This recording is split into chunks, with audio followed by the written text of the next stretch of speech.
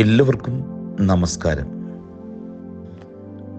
നമ്മുടെയൊക്കെ വീടിന് പുറത്ത് ഒരു ലോകമുണ്ടെന്നും ബന്ധങ്ങളുടെ അളവുകൾ രക്തമല്ല കർമ്മമാണെന്നും ചങ്കുറപ്പോടെ പറഞ്ഞു കൊടുക്കണം.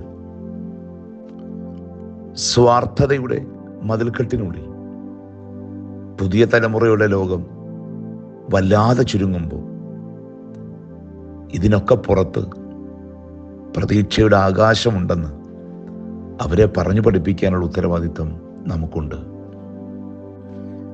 നല്ല ശമരിയക്കാരൻ്റെ സഞ്ചാരപാതയിൽ പാതയ്ക്ക് പുറത്ത് തളർന്ന അവശനായി പരിക്കേറ്റ് കിടക്കുന്ന ഒരു മനുഷ്യനുണ്ട്. ശമരിയക്കാരൻ ഒരു സ്വാർത്ഥനായിരുന്നുവെങ്കിൽ അവൻ്റെ പാതയ്ക്ക് പുറത്തുള്ള ആ കാഴ്ചയ്ക്ക് വലിയ പ്രാധാന്യം കൊടുക്കില്ല. കാരണം അവൻ ഓടിയെത്തേണ്ട ഒരു ലക്ഷ്യമുണ്ട്, ഓടിപ്പോകാനുള്ള ദൂരമുണ്ട്, ഒറ്റയ്ക്ക് സഞ്ചരിക്കാനുള്ള സൗകര്യമുണ്ട്. എന്നാൽ അതിനപ്പുറത്ത് വീണ് കിടക്കുന്നവനെ കുറിച്ചുള്ള ഒരാകുലത ആ മനുഷ്യനെ ചൂണ്ടിക്കാണിച്ചിട്ടാണ് പറയുന്നത്, സ്നേഹിതർ ഇങ്ങനൊക്കെ ആകണമെന്ന്. വർഗവംശ വ്യത്യാസങ്ങൾക്കപ്പുറത്തേക്ക് മനുഷ്യത്വം എത്തിച്ചേരേണ്ടതിൻ്റെ ആവശ്യകതയെപ്പറ്റിയാണ് അവിടെ സൂചിപ്പിക്കുന്നത്. വേദനിക്കുന്നവൻ്റെ നിലവിളിക്ക് ചെവി കൊടുക്കാതെ എന്ത് ജീവിതമെന്നാണ് അത് നമ്മെ പഠിപ്പിക്കുകയും ചെയ്യുന്നത്. വലിയ കാര്യങ്ങളൊന്നും ചിലപ്പോൾ ചെയ്യാൻ പറ്റിയില്ലെങ്കിലും നമ്മളെ കൊണ്ട് ചെയ്യാൻ കഴിയുന്ന ചെറിയ കാര്യങ്ങളുണ്ടല്ലോ, അതിലേക്കെങ്കിലും നമ്മളൊന്ന് എത്തിച്ചേരണം. അപരനെക്കുറിച്ചുള്ള കരുതലിൻ്റെ പുറത്താണ് ക്രിസ്തു തൻ്റെ ജീവിതം കെട്ടിപ്പടുക്കുന്നത്. പിറന്നയിടം, സഞ്ചരിച്ച കഴുത, തിരുവത്താഴം ഒരുക്കിയ മാളിക, അടക്കപ്പെട്ട കല്ലറ, ഇതെല്ലാം ഒരാൾക്ക് മറ്റൊരാളോട് തോന്നിയ കരുതലിൻ്റെ പ്രതീകമായിരുന്നു. വിട്ടുകൊടുക്കലിൻ്റെ സൗന്ദര്യത്തിന്മേലാണ് ക്രിസ്തു തൻ്റെ ജീവിതത്തെ കെട്ടിപ്പടുക്കുന്നത്. മാത്രമല്ല, കാനാവിലെ കൽഭരണികളിലെ ഇല്ലായ്മകളിലേക്ക് അവൻ്റെ മനസ്സ് ഇറങ്ങിച്ചെന്നു. കുരുടന്റെ ഇരുട്ടിലൂടെ അവൻ തപ്പിത്തടഞ്ഞു. അതിൻ്റെ വേദനയുടെ ആഴത്തിൽ നിന്ന് അവനെ വെളിച്ചത്തിലേക്ക് കൊണ്ടുവരുന്നു. കിടക്കയിൽ ശരണം പ്രാപിച്ചവൻ്റെ പുറത്ത് ഒരു ലോകമുണ്ടെന്ന് അവനെ സൗഖ്യത്തിലൂടെ വഴിതെളിച്ച് നടത്തി കാണിച്ചു കൊടുക്കുന്നു.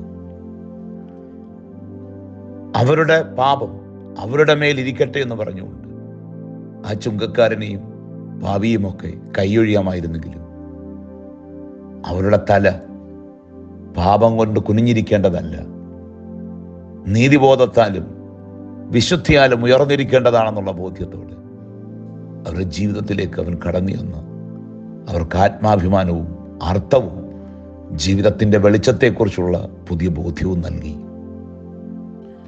നമ്മൾ ഓരോരുത്തരും മറ്റുള്ളവരുടെ കരുതലുകൾ നന്ദിയോടെ അനുഭവിക്കണമെന്നും അതേ തലത്തിൽ നിന്നുകൊണ്ട് അപരന് നല്ല അനുഭവങ്ങൾ സൃഷ്ടിക്കണമെന്നും ദൈവം നമ്മിൽ നിന്ന് ആഗ്രഹിക്കുന്നു.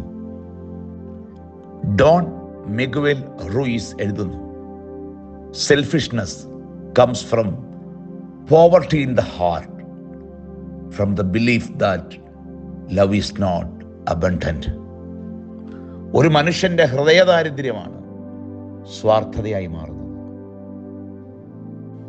ഹൃദയത്തിൽ സമ്പന്നനായവന് ഒരിക്കലും സ്വാർത്ഥനാകാൻ കഴിയില്ല. സ്റ്റെഫ് ഹാർഡറാണ് എഴുതുന്നത്, self centred people have only one topic to talk about themselves. സ്വയചിന്ത ഉരുകി ഒലിക്കുകയും അപരചിന്ത പടർന്നിറങ്ങുകയും ചെയ്യുന്ന മനോഹര പ്രതീകമാണ് കാൽവറിയിലെ കുരിശ്. പ്രാണൻ വെടിയുന്നതും തൻ്റെ തിരുശരീര രക്തങ്ങൾ പകുത്തു നൽകുന്നത് ഈ ലോകത്തിൻ്റെ വീണ്ടെടുപ്പിന് വേണ്ടിയാണ്.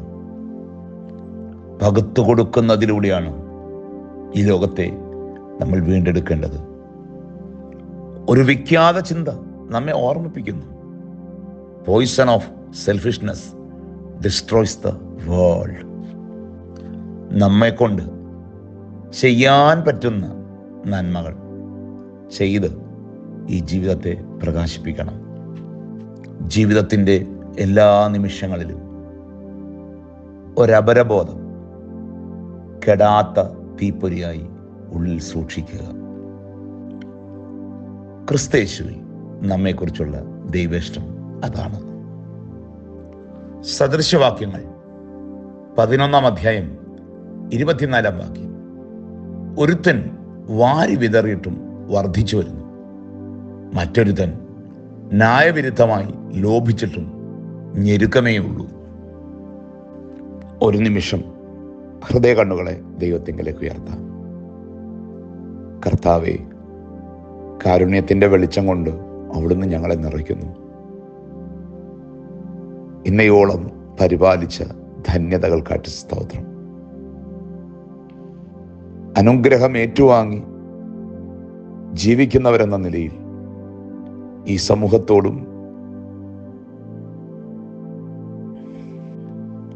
ഞങ്ങൾ വസിക്കുന്ന ഇടങ്ങളോടും ഞങ്ങൾക്കൊരു ഉത്തരവാദിത്വമുണ്ടെന്നുള്ള ബോധ്യത്തിൽ ജീവിപ്പാൻ സഹായിക്കണമേ.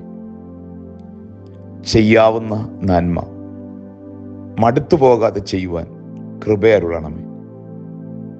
ദൈവമേ, ഞങ്ങളുടെ മതിൽക്കെട്ടുകൾക്കും വീടുകളുടെ ചുമരുകൾക്കും അപ്പുറത്ത് ഒരു ലോകമുണ്ടെന്നും അതിനെക്കുറിച്ചുള്ള കരുതൽ ഞങ്ങളിൽ ഉണ്ടാകണമെന്നുമുള്ള വലിയ പാഠം എന്നും കെടാതെ സൂക്ഷിക്കുവാൻ പരിശുദ്ധാത്മകൃപ ഞങ്ങളിൽ പകരണമേ.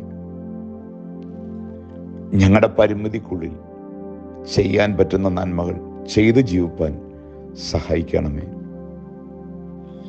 ക്രിസ്തു ജീവിതത്തിൻ്റെ വലിയ വെളിച്ചം ജീവിതത്തിൽ പ്രാപിച്ച് പകരേണ്ടവരാണെന്നുള്ള ബോധ്യം ഞങ്ങളിൽ ഉണ്ടാകണമേ. ഞങ്ങളുടെ കുറവുകളെ പോക്കണമേ. ആയത് പിതാവിൻ്റെയും പുത്രൻ്റെയും പരിശുദ്ധാത്മാവിൻ്റെയും നിസ്തുല നാമത്തിൽ തന്നെ ദൈവം തമ്പുരാൻ എല്ലാവരെയും അനുഗ്രഹിക്കട്ടെ.